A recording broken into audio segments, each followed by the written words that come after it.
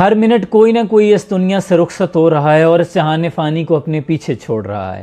ہم سب قطار میں لگے ہوئے ہیں لیکن جان کی انجان بنے ہوئے ہیں۔ ہم نہیں جانتے ہم سے آگے قطار میں کتنے لوگ ہیں، نہ تو ہم اس قطار میں سے پیچھے ہٹ سکتے ہیں، نہ باہر نکل سکتے ہیں اور نہ ہی اس قطار کو چھوڑ کر جا سکتے ہیں۔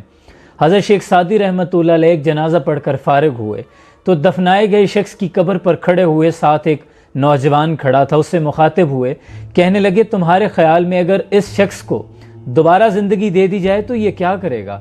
تو وہ نوجوان کہنے لگا کہ یہ تو فوراً اللہ اللہ کرے گا، اپنے گناہوں پر معافی طلب کرے گا اور بلا شبہ یہ تو باقی زندگی نیک کاموں میں صرف کرے گا۔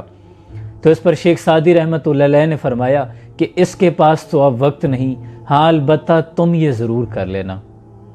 دیکھیں ہم نہیں جانتے کہ قطار میں ہماری باری کس نمبر پر ہے، ہم سب اپنی باری کے منتظر ہیں۔ کیوں نہ زندگی کو اللہ کے بتائے ہوئے احکامات کے مطابق گزارا جائے۔ کوئی بن گیا رونق پکھیاں دی، کوئی چھوڑ کے شیش محل چلیا، کوئی پلیا ناز تے نخریاں وچ، کوئی گرم ریت تے تھل چلیا، کوئی بھل گیا مقصد آون دا تے کوئی کر کے مقصد حل چلیا۔ ایتھے سارے فریدہ مسافر نے، کوئی اج چلیا کوئی کل چلیا۔ آئے مرنے سے پہلے آخرت کی تیاری کر لیں۔